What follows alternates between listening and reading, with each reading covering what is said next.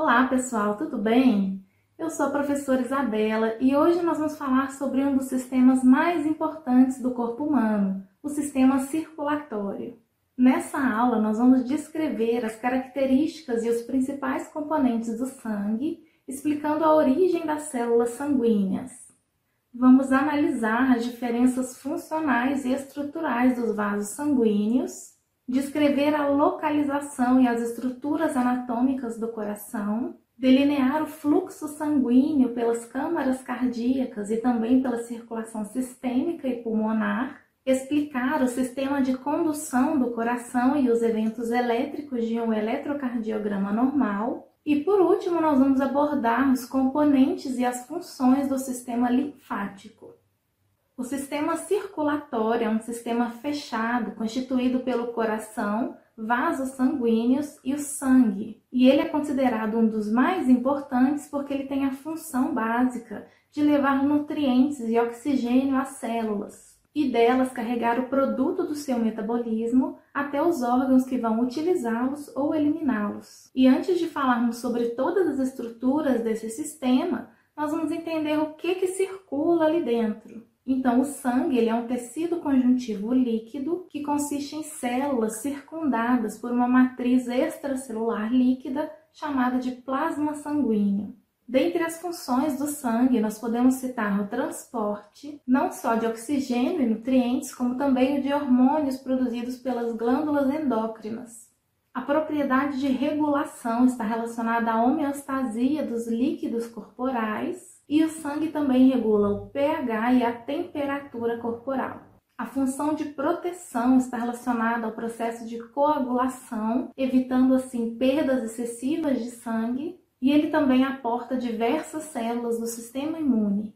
O volume de sangue no corpo varia entre 4 a 6 litros. Isso em um adulto ali de porte mediano. E esse sangue circula pelo corpo inteiro através de vasos sanguíneos. A cor do sangue varia de acordo com a quantidade de oxigênio. Então, o sangue arterial, que é rico em oxigênio, ele tem uma coloração vermelho claro, enquanto o sangue venoso, que é pobre em oxigênio, apresenta uma coloração vermelho escuro. Então, nós vimos que o sangue é composto pelo plasma e por algumas células que são suspensas nele, que são os glóbulos e as plaquetas.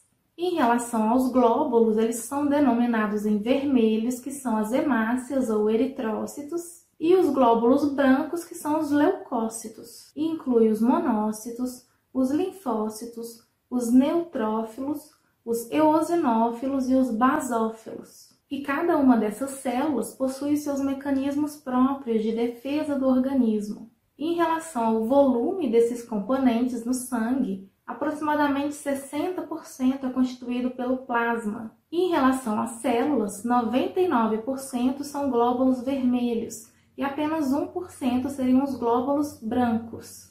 Todas essas células elas são produzidas na medula óssea vermelha através de um processo conhecido como hematopoese, que é a formação das células sanguíneas a partir de uma célula-tronco hematopoética ou célula-tronco pluripotente, que se divide em célula-tronco mieloide e célula-tronco linfóide. A célula-tronco mieloide dará origem às hemácias, às plaquetas, os mastócitos, os leucócitos granulócitos e aos monócitos, que se diferenciarão em macrófagos, enquanto a célula-tronco linfóide dará origem às células natural killers, os linfócitos T e os linfócitos B, que se diferenciarão em plasmócitos. E todas essas células elas circulam dentro dos vasos sanguíneos, que são as artérias, as veias e os capilares.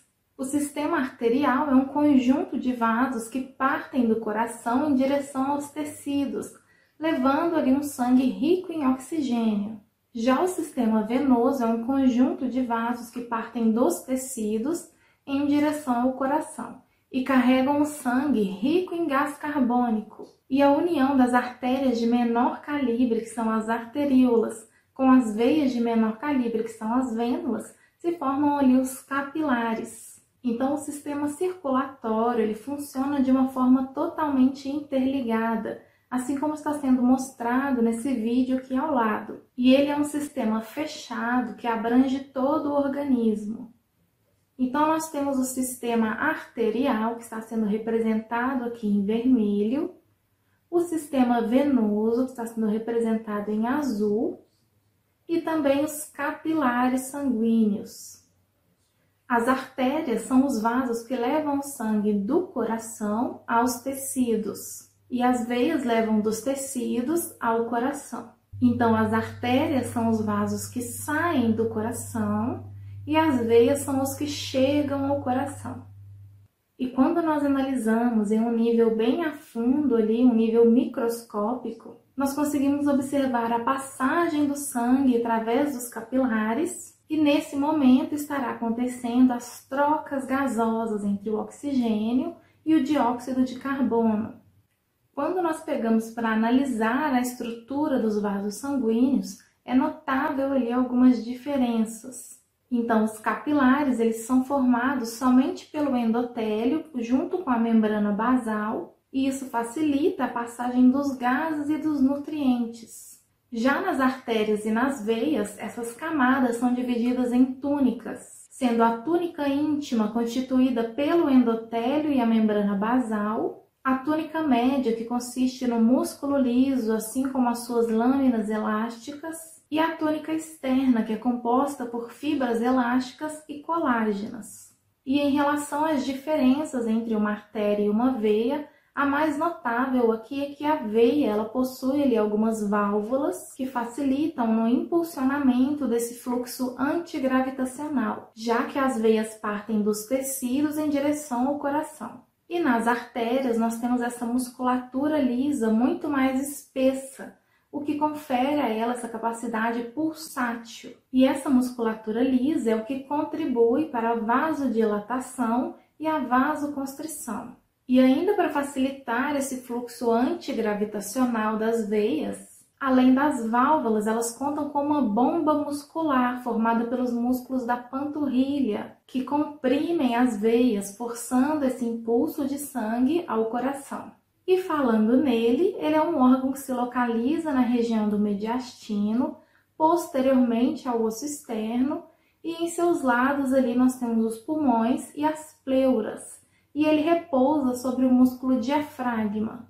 A parede do coração é dividida em camadas, sendo a mais interna denominada em endocárdio, a do meio é o miocárdio, que é o próprio músculo cardíaco, e a mais externa é o epicárdio. E nós temos também uma membrana de suma importância que reveste todo o coração, que é chamada de pericárdio.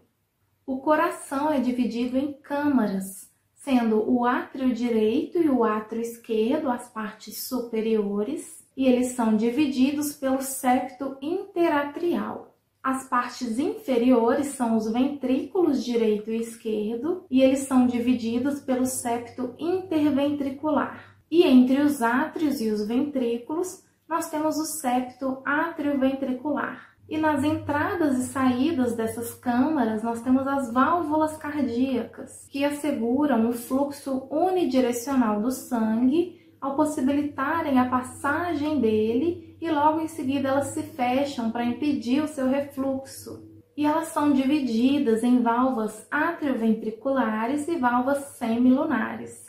As atrioventriculares são nomeadas em bicúspide ou mitral, aquela que se encontra do lado esquerdo do coração, e a tricúspide, que se encontra do lado direito. Enquanto as válvulas semilunares são a aórtica, que se localiza no arco da aorta, e a pulmonar, que está localizada no tronco pulmonar. Esses dois tipos de válvulas, eles possuem algumas peculiaridades em relação ao seu funcionamento. Para a abertura e fechamento das válvulas atrioventriculares, elas contam com a ação das cordas tendíneas ou cordoalhas tendíneas e dos músculos papilares.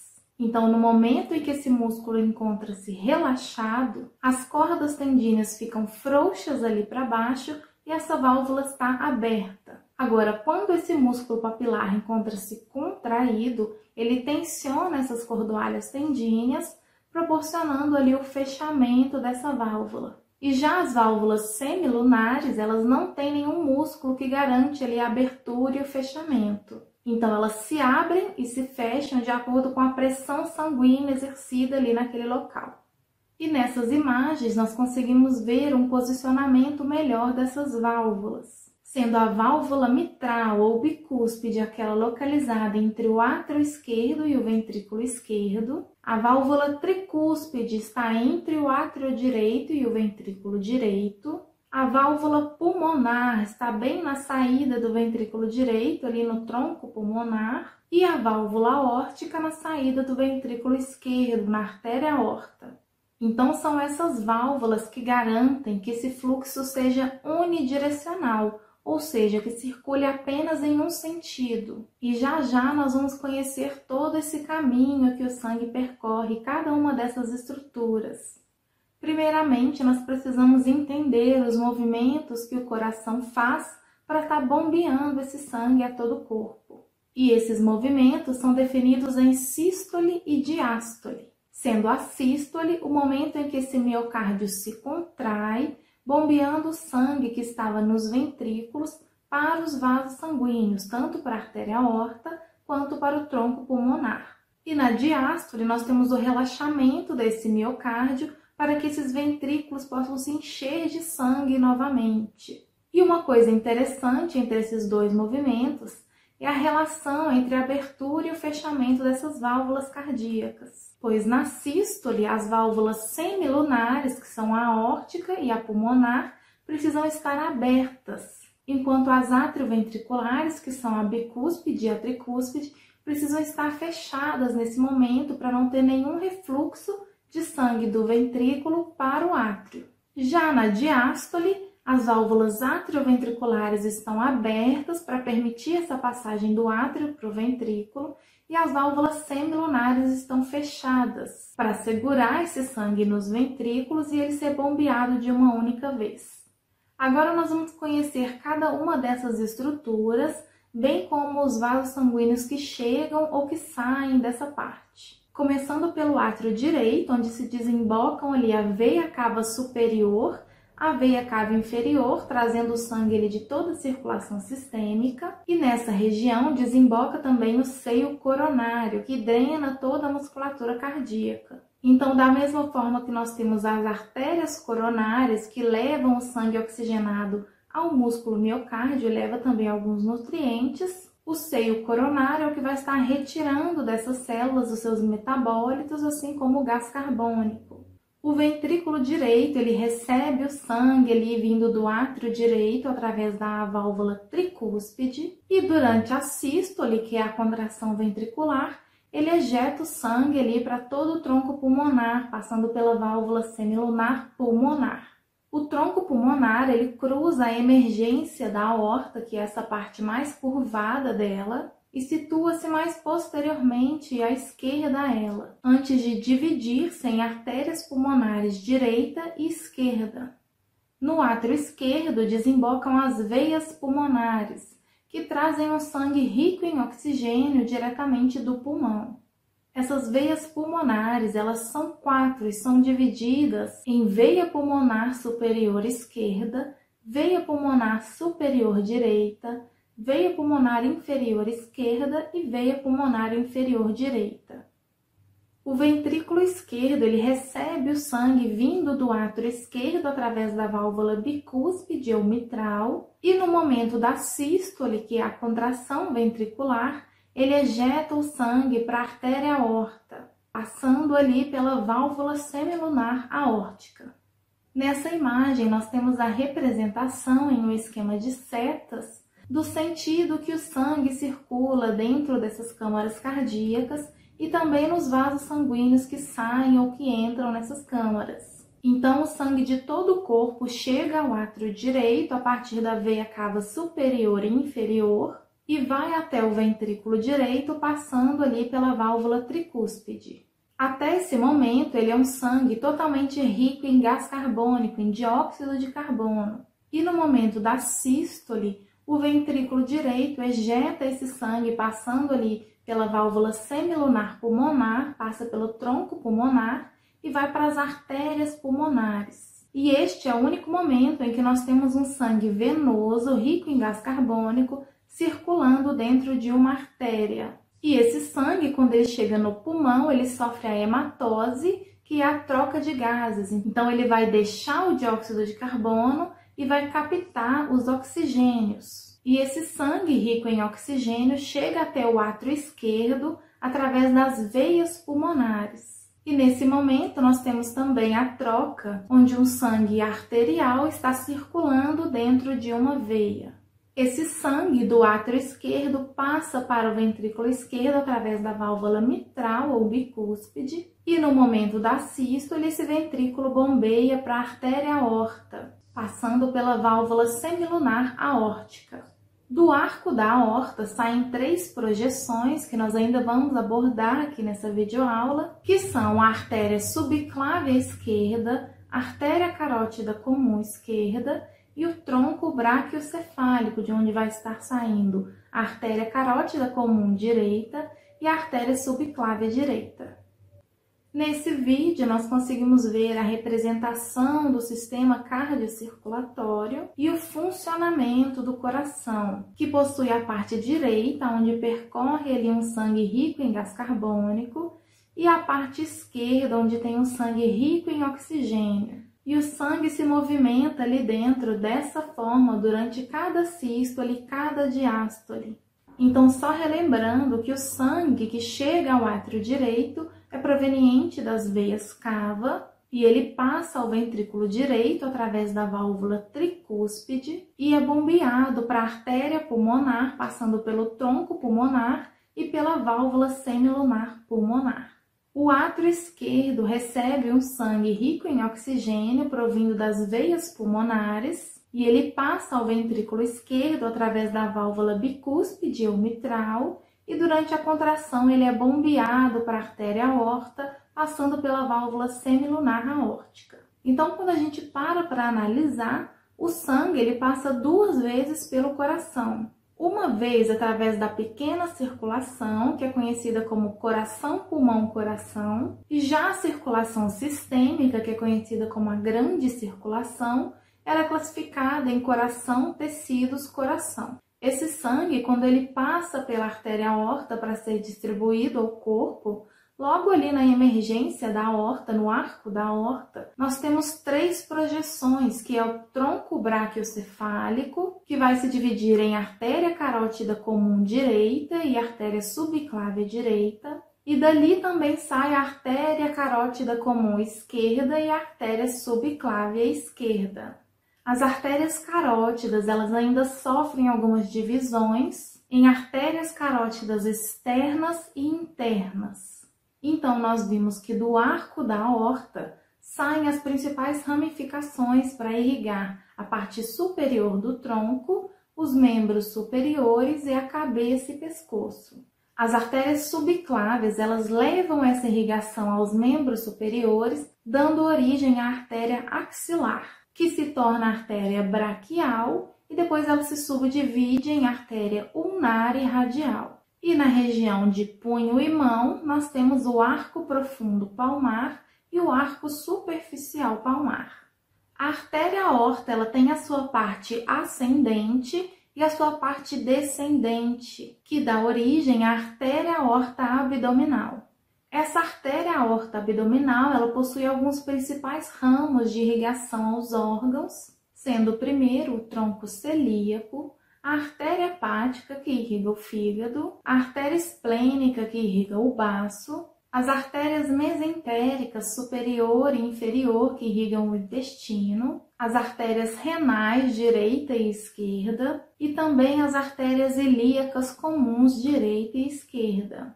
E nessa imagem nós conseguimos identificar as principais bifurcações do tronco celíaco, que são a artéria hepática comum, a artéria esplênica e a artéria gástrica esquerda. E dessas artérias surgem ainda as artérias gastroomental esquerda e direita, a artéria gastroduodenal e a artéria gástrica direita. O finalzinho da artéria aorta abdominal se divide nas artérias ilíacas, que levam essa irrigação aos membros inferiores através da artéria femoral, que se torna a artéria poplítea, passando ali pela parte posterior do joelho, e logo abaixo ela se divide em artéria tibial posterior e anterior, artéria fibular, plantar medial e plantar lateral e artérias dorsais. E em relação à nomenclatura das veias, quase sempre acompanha a nomenclatura das artérias. Mas tem ali algumas exceções, como por exemplo as veias jugulares externas e internas, que estão bem próximas às artérias carótidas. E nessa imagem nós ainda temos a veia subclávia direita, a veia braquiocefálica direita, a veia cava superior e a veia cava inferior. A veia cava inferior, ela recebe todo o sangue proveniente dos órgãos e uma parte super importante é o sistema porta-hepático, que pega toda aquela absorção feita no intestino, tanto dos nutrientes quanto dos metabólitos e até mesmo substâncias tóxicas, e leva direto para o fígado para ser metabolizado antes de ser distribuído para o corpo inteiro. Então ele funciona como uma espécie de filtro. E voltando ali à nomenclatura das veias, no membro superior nós temos ali no braço a veia cefálica e a veia basílica, juntamente com a veia intermédia do cotovelo e a veia intermédia do antebraço. E nas partes mais distais nós temos as veias perfurantes, o arco venoso palmar superficial e a rede venosa dorsal. Já no membro inferior, nós temos a veia ilíaca, a femoral, a poplítea e a tibial, além das safenas, que são a veia safena magna e a veia safena parva. E agora nós vamos falar sobre a inervação do músculo cardíaco, que pode ser extrínseca, que é quando esse estímulo vem de fora do coração, e está principalmente relacionada ao sistema nervoso autônomo simpático e parasimpático. E a inervação intrínseca é um tipo de sistema encontrado só no coração, e ela é a razão dos batimentos contínuos do coração. Então ela é uma atividade elétrica, intrínseca e rítmica que se origina em uma rede de fibras musculares cardíacas especializadas, chamadas células autorrítmicas, também denominadas de marca-passo natural do coração. E essa atividade elétrica, ela sempre vai ter início no nó sinoatrial, passando as fibras de condução atrial e ao nó atrioventricular, e depois ele alcança o fascículo atrioventricular ou feixe de His, onde esse estímulo elétrico vai ser transmitido aos ramos direito e esquerdo, inervando todas essas células miocárdicas através das fibras de Purkinje, e isso causa a contração ventricular. E essa atividade elétrica do coração, ela pode ser toda representada através das ondas de um eletrocardiograma, onde a onda P significa a despolarização atrial, ou seja, o momento em que o átrio tem uma leve contração, favorecendo a passagem do sangue aos ventrículos, que vão contrair através da despolarização ventricular, representado pelo complexo QRS, que representa a onda mais alta devido à força que esse ventrículo precisa fazer para bombear esse sangue para todo o corpo. E a onda T representa a repolarização ventricular, que é onde essa musculatura está se preparando em relaxamento para receber um novo estímulo elétrico. Agora nós vamos falar brevemente sobre o sistema linfático, que é de total importância para o organismo, e ele consiste em um líquido chamado linfa, em vasos linfáticos que transportam essa linfa e em diversas estruturas e órgãos que contêm tecido linfático. Os órgãos linfóides primários são a medula óssea e o timo, enquanto os órgãos linfáticos secundários são os linfonodos, o baço e os nódulos linfáticos. E as principais funções do sistema linfático consistem em drenar o excesso de líquido intersticial, transportar lipídios oriundos da dieta e a principal função, que é desempenhar as respostas imunes. Os capilares linfáticos, eles se comunicam a todo tempo com os capilares sanguíneos. E a via do fluxo da linfa, ela sai dos capilares linfáticos, vai para os vasos linfáticos, depois para os troncos linfáticos, para o ducto torácico, incluindo o ducto linfático esquerdo, depois para o ducto linfático direito, até desembocar nas veias subclávias. E como outras estruturas, nós temos a tonsila palatina, o linfonodo submandibular, o linfonodo cervical, o linfonodo axilar e o linfonodo intestinal, o linfonodo ilíaco e o linfonodo inguinal. E nós temos também no baço a medula óssea e a cisterna do quilo. Então, nesses locais, além de circular a linfa, ocorre também em algumas regiões específicas a maturação das células linfóides, que são as células de defesa e contribuem para toda a nossa imunidade do organismo. E assim nós chegamos ao final de mais um sistema. Eu espero que esse conteúdo tenha sido útil para você de alguma forma e eu te espero aqui para a nossa próxima videoaula.